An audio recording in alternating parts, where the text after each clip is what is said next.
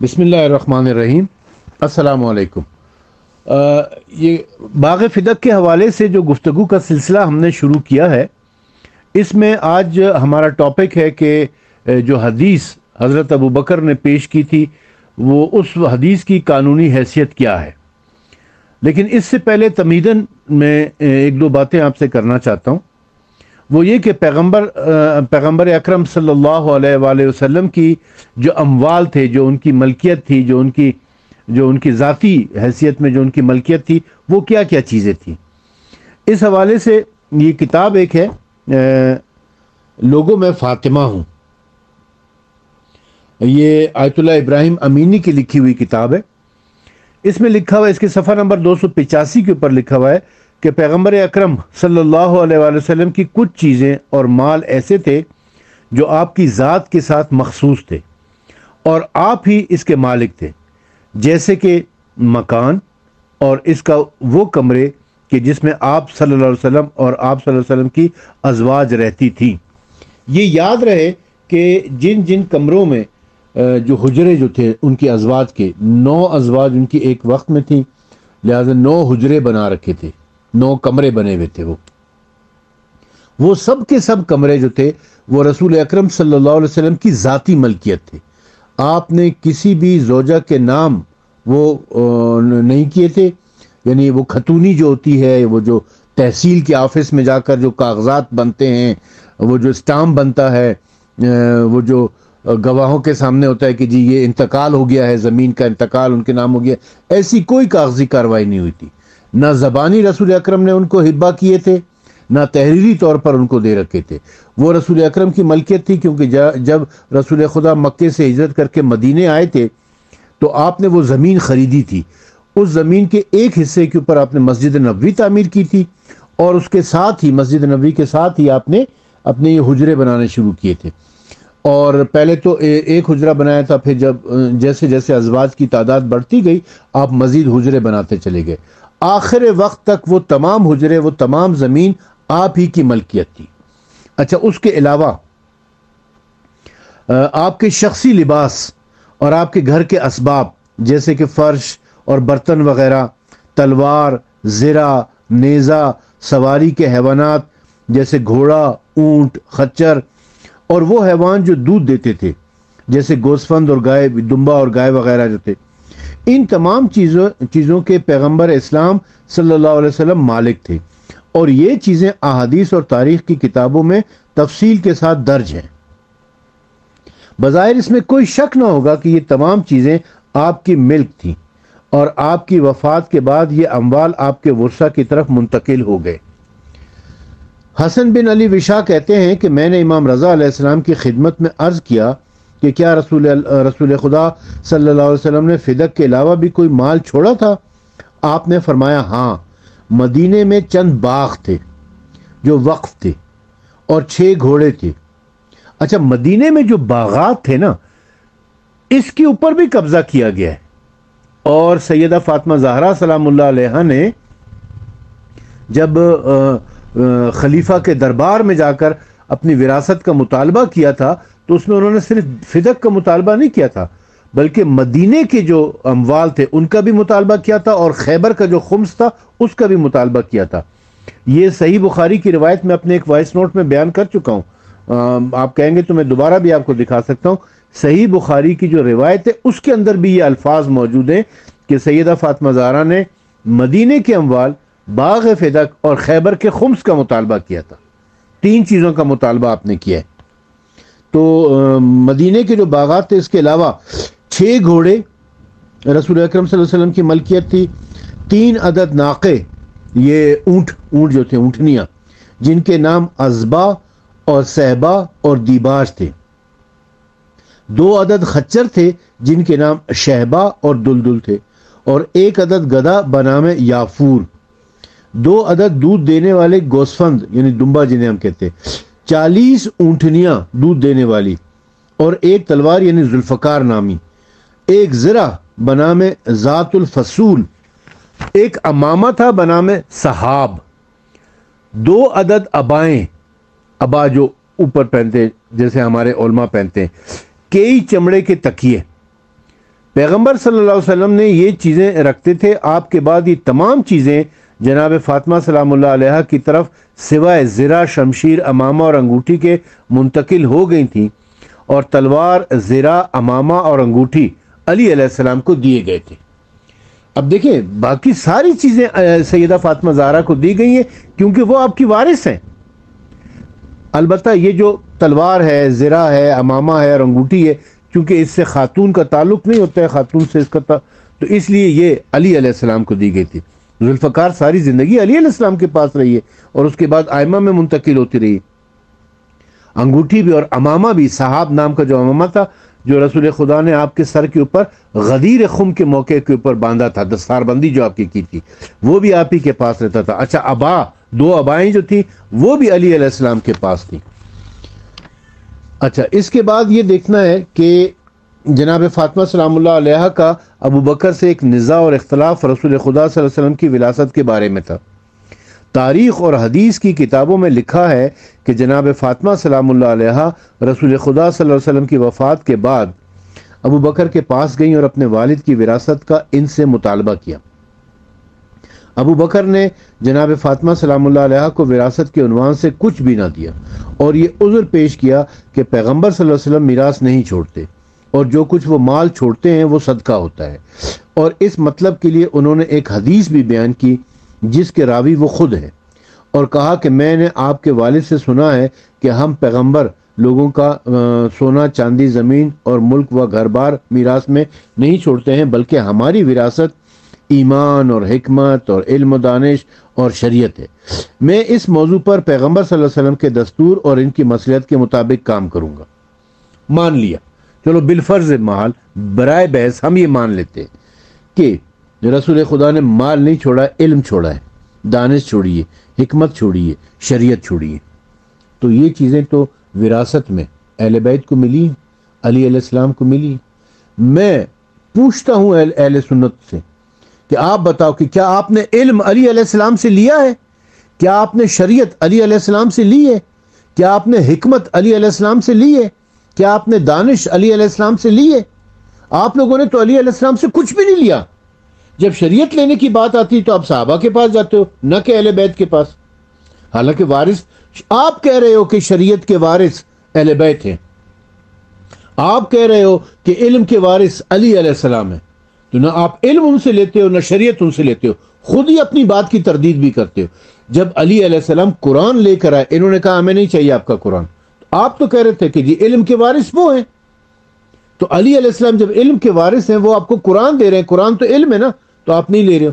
علی علیہ السلام حدیثیں بتاتے تھے، وہ نہیں لیتے تھے، اپنی بات کی خود بھی تردید کرتے تھے. جناب فاطمہ سلام اللہ علیہ نے حضرت ابو بکر کی اس بات کو تسلیم نہ کیا اور اس کی تردید قرآن مجید کی کئی آیات سے تمسک کر کے ہمیں اس موضوع پر ذرا زیادہ بحث کرنی چاہیے تاکہ وراثت کا مسئلہ زیادہ واضح اور روشن ہو جائے. قرآن کریم میں وراثت کا مطلق قانون وارد ہے.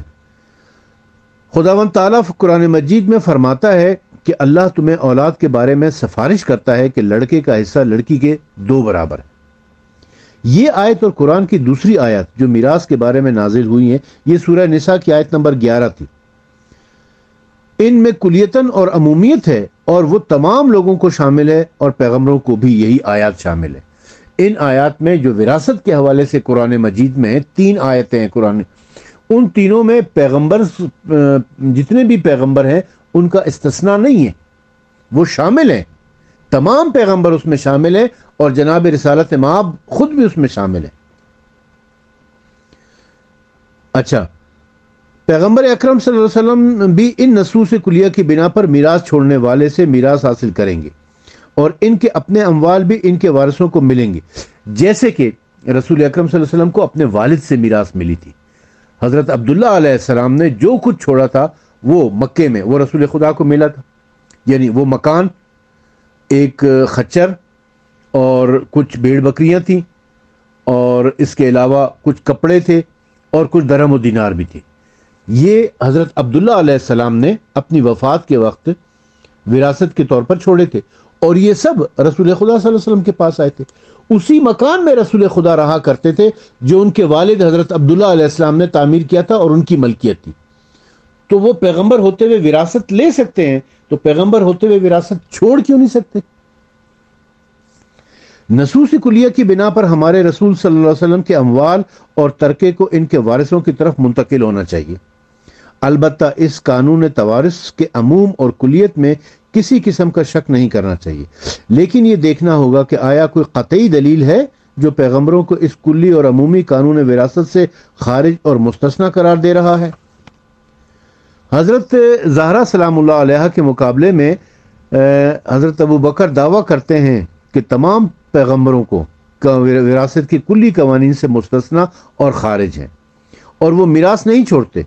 اپنے اس ادعا کے لیے ابو بکر نے ایک حدیث استدلال کیا ہے جس کے راوی خود وہ ہیں، اور یہ روایت کتابوں میں مختلف عبارات سے نقل ہوئی ہیں. یعنی ابو بکر نے سیدہ فاطمہ زہرا سلام اللہ علیہ سے کہا کہ میں نے رسول خدا صلی اللہ علیہ وسلم سے سنا ہے کہ آپ نے فرمایا کہ ہم پیغمبر سونا، چاندی، زمین، مکان ارث میں نہیں چھوڑتے.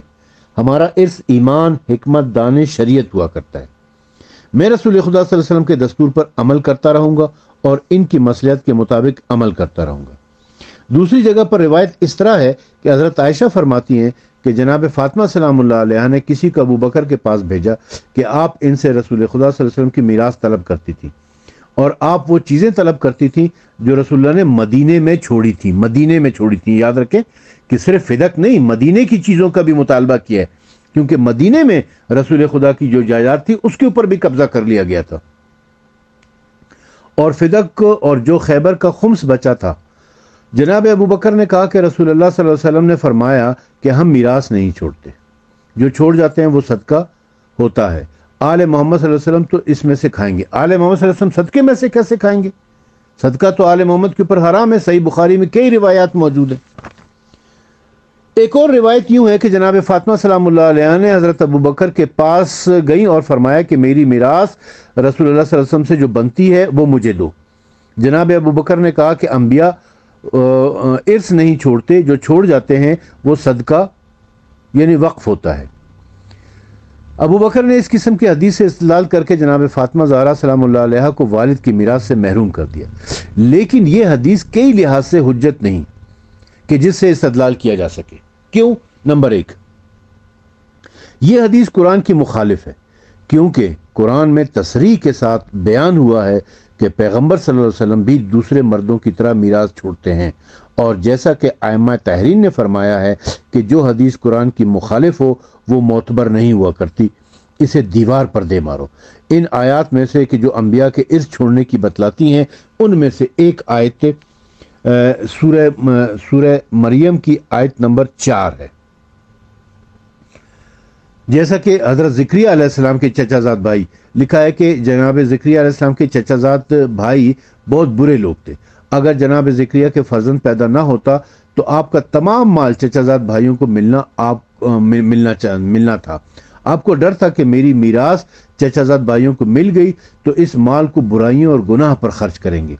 اسی لیے اللہ تعالیٰ سے دعا مانگی تھی کہ خدایا مجھے اپنا وارث چچا زاد بھائیوں سے خوف ہے، مجھے اپنے وارث چچا زاد بھائیوں سے خوف ہے، اور میری بیوی بانجھ ہے. خداوندہ مجھے ایک فرزند عطا فرما کہ جو میرا وارث بنے. خداوند عالم نے حضرت زکریا کی دعا قبول فرمائی اور اللہ نے یحییٰ علیہ السلام ان کو عطا کیے. اس آیت سے اچھی طرح واضح ہو جاتا ہے کہ پیغمبر اکرم صلی اللہ علیہ وسلم بھی دوسرے لوگوں کی طرح میراث چھوڑتے ہیں، ورنہ حضرت زکریا کی دعا اور خواہش بے معنی ہوتی.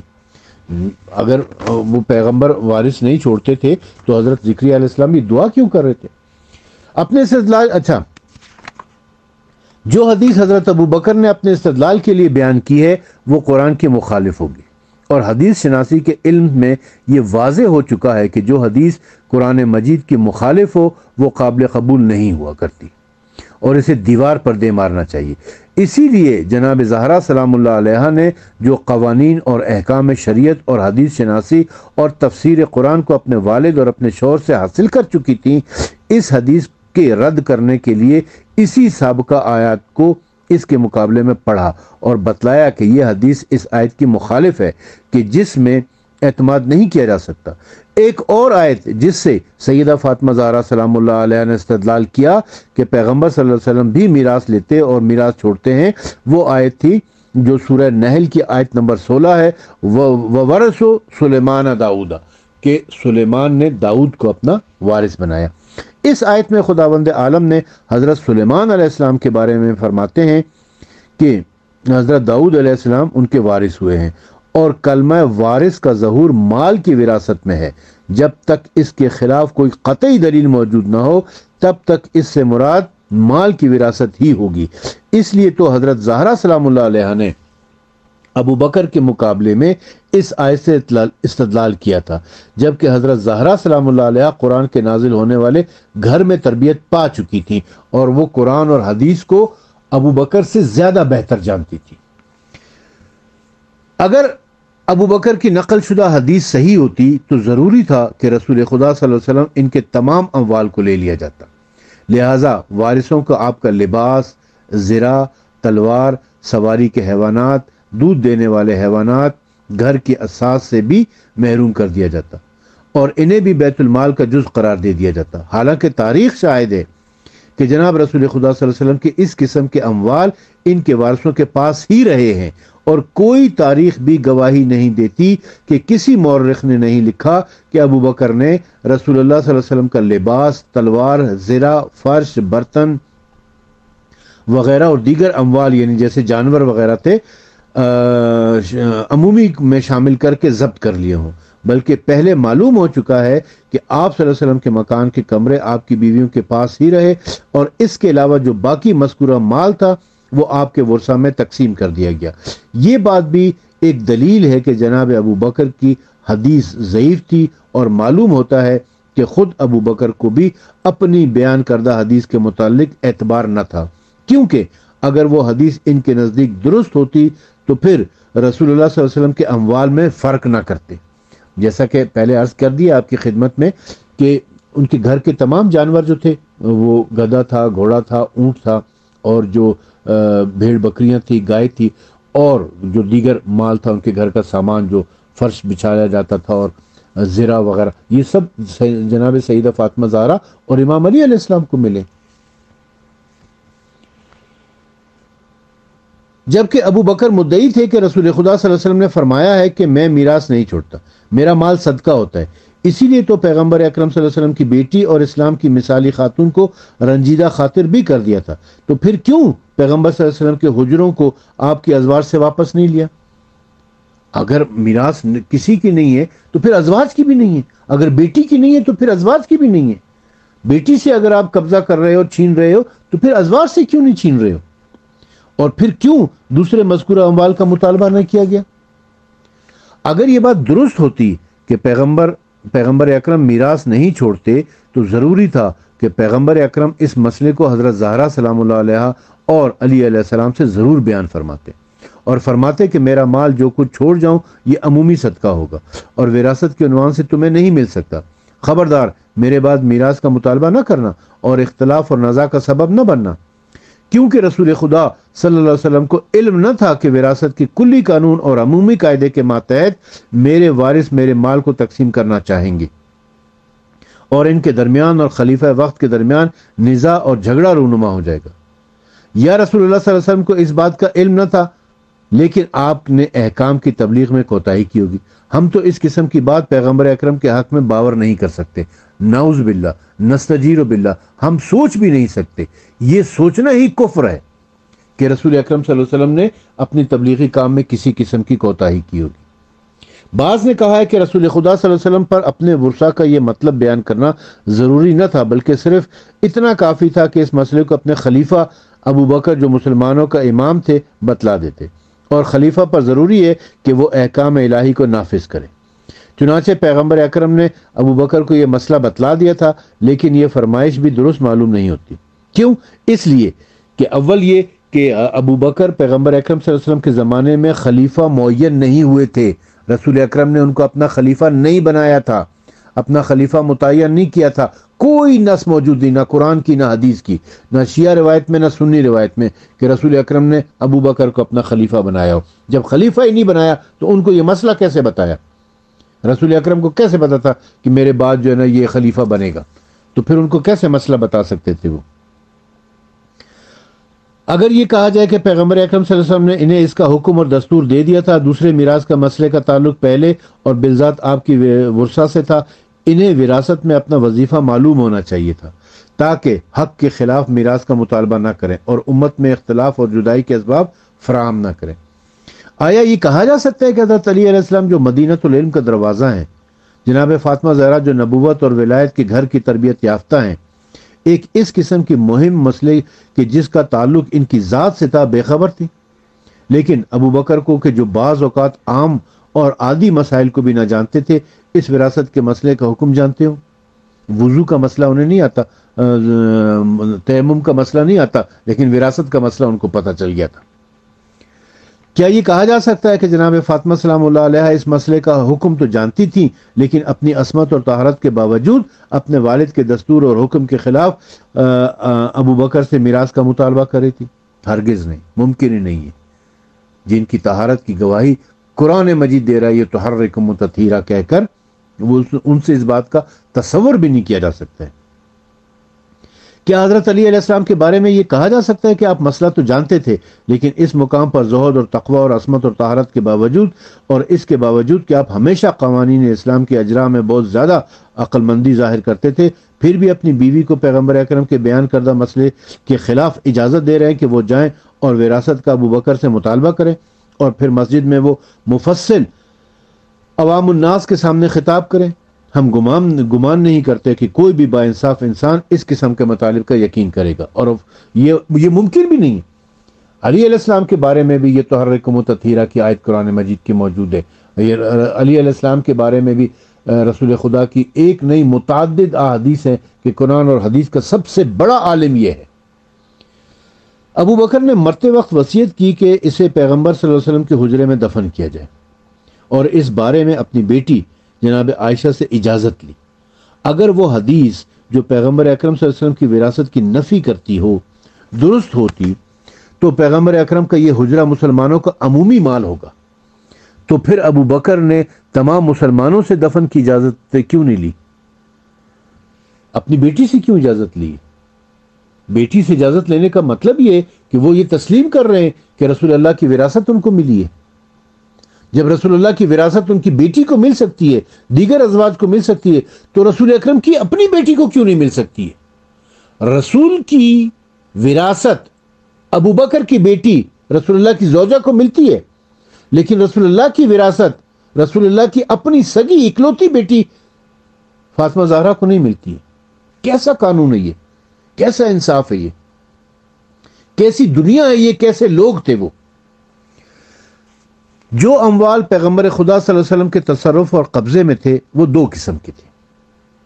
پہلی قسم یہ وہ مال تھا کہ جس کا تعلق ملت اسلامیہ سے ہوتا ہے اور بیت المال کا عمومی مال شمار ہوتا ہے، جس کو یوں تعبیر کیا جاتا ہے کہ یہ حکومت کا مال ہے۔ رسول خدا صلی اللہ علیہ وسلم چونکہ مسلمانوں کے حاکم تھے، آپ اس قسم کے مال میں تصرف کیا کرتے تھے اور اسے تمام مسلمانوں کے مصالح اور مفاد کے لیے خرچ کیا کرتے تھے۔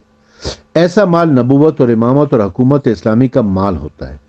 ایسے مال میں قانون وراثت جاری نہیں ہوتا، بلکہ اس منصب دار کی موت کے بعد اس کے جانشین شرعی کی طرف بطور منصب منتقل ہو جاتا ہے۔ حضرت زہرا سلام اللہ علیہ نے اس قسم کے اموال میں وراثت کا مطالبہ نہیں کیا، اور اگر کبھی آپ نے اس قسم کے مال میں بطور اشارہ بھی مطالبہ کیا ہو تو وہ اس لیے تھا کہ آپ ابو بکر کی حکومت کو قانونی اور رسمی حکومت تسلیم نہیں کرتی تھی، بلکہ اپنے شوہر حضرت علی علیہ السلام کو قانونی اور شرعی خلیفہ جانتی تھی، تو گویا آپ اس قسم کے مال کا مطالبہ کر کے اپنے شوہر کی خلافت کا دفاع کرتی تھی، اور ابو بکر کی حدیث کو اگر بالفرض تسلیم بھی کر لیں تو وہ بھی اس قسم کے مال کی وراثت کی نفی کر رہی ہے، نہ کہ پیغمبر اکرم صلی اللہ علیہ وسلم کے ہر قسم کے مال کو شامل کیا ہے۔ دوسری قسم جو کہ اموال میں شامل ہوتی ہے، جو پیغمبر اکرم کی کسٹڈی میں تھی، جو ان کی مال تھا، وہ مال تھا کہ جو آپ کا شخصی اور ذاتی مال تھا، کیونکہ پیغمبر اسلام صلی اللہ علیہ وسلم بھی تو انسانوں کے افراد میں سے ایک فرد تھے جنہیں مالکیت کا حق تھا۔ آپ بھی کسب اور تجارت اور دوسرے جائز ذرائع سے مال کماتے تھے، ایسے مال آپ کی شخصی ملکیت ہو جاتا تھا۔ ایسے مال پر ملکیت کے تمام قوانین اور احکام، یہاں تک کہ وراثت کے قوانین بھی مرتب ہوتے ہیں اور ہونے چاہیے۔ آپ بلا شک اور تردید اس قسم کے اموال رکھتے تھے اور آپ کو بھی غنیمت میں سے حصہ ملتا تھا۔ یعنی ہم کئی آیتیں جو ہے نا پہلے پیش کر چکے ہیں، سورہ انفال کی آیت نمبر 1، سورہ انفال کی آیت نمبر 31، سورہ حشر کی آیت نمبر 6، سورہ حشر کی آیت نمبر 7، ان سب میں پیغمبر اکرم صلی اللہ علیہ وسلم کا حصہ ہے۔ تو وہ پیغمبر اکرم کو ملتا تھا نا، تو وہ ان کی ذاتی ملکیت ہوئی نا۔ جب وہ ان کی ذاتی ملکیت ہوئی تو اس میں وراثت کا قانون کیسے جاری نہیں ہوگا؟ رسول خدا صلی اللہ علیہ وسلم اور دوسرے مسلمان برابری اور مساوی ہیں۔ اس پر اسلام کے تمام احکام، یہاں تک کہ وراثت کے احکام بھی دوسرے مسلمانوں کی طرح مرتب ہوتے ہیں۔ جناب زہرا سلام اللہ علیہ نے ایسے اموال کی وراثت کا مطالبہ کیا تھا جو رسول اکرم کی ذاتی ملکیت تھے۔ علامہ ابن الحدید المعتزلی لکھتے ہیں کہ سیدہ فاطمہ زہرا سلام اللہ علیہ نے کسی کو ابو بکر کے پاس بھیجا اور پیغام دیا کہ تم رسول خدا صلی اللہ علیہ وسلم کے وارث ہو یا ان کی اہل بیت؟ ابو بکر نے جواب دیا کہ اہل بیت۔ جناب فاطمہ زہرا نے فرمایا پس رسول خدا کا حصہ کہاں گیا؟ اس قسم کے مال میں جو جناب رسول خدا صلی اللہ علیہ وسلم کو ابو بکر کے ساتھ کوئی فرق نہ تھا۔ جناب ابو بکر باوجود یہ کہ آپ اپنے آپ کو رسول خدا صلی اللہ علیہ وسلم کا خلیفہ جانتے تھے، وہ بھی اپنے شخصی اموال میں تصرف کیا کرتے تھے اور اسے اپنے بعد اپنے وارثوں کی ملک جانتے تھے۔ بس ابو بکر پر ضروری تھا کہ رسول خدا صلی اللہ علیہ وسلم کے شخصی مال کو بھی آپ کے وارثوں کے ملک جانتے۔ اسی لیے تو جناب فاطمہ زہرا سلام اللہ علیہ نے فرمایا تھا کہ تیری بیٹیاں تو تم سے وراثت لیں، لیکن رسول خدا صلی اللہ علیہ وسلم کی بیٹی اپنے باپ کی وراثت نہ لے۔ ابو بکر نے جواب دیا تھا کہ ہاں ایسا ہی ہے، یعنی ان کی بیٹی اپنے باپ کی وراثت نہیں لے سکتی ہے۔ یہ کیسا قانون ہے، یہ کیسا انصاف ہے؟ مسلمانوں، رسول خدا کی ایک ہی بیٹی تھی، اکلوتی بیٹی، چہیتی بیٹی، جس کے لیے رسول خدا کھڑے ہو جایا کرتے تھے، جس کا ماتھا رسول خدا چوما کرتے تھے، جس کے ہاتھ رسول خدا چوما کرتے تھے، جسے اپنی جگہ پر رسول خدا بٹھایا کرتے تھے۔ کیا مانگا؟ اگر بالفرض محال برائے بحث ایک منٹ کے لیے، ایک سیکنڈ کے لیے ہم یہ تصور کر لیں کہ ان کا حق نہیں تھا، انہوں نے مانگا تو تھا، دے دیتے تو کیا ہو جاتا؟ اتنی بڑی اسلامی مملکت انہی کے والد کے صدقے میں تو انہیں ملی تھی، دے دیتے تو کیا ہو جاتا؟ جبکہ ان کا حق بنتا تھا، اور ہم کئی قرآن اور حدیث سے اور قانون کے روح سے یہ ثابت کر چکے ہیں کہ فدق ان کا حق تھا۔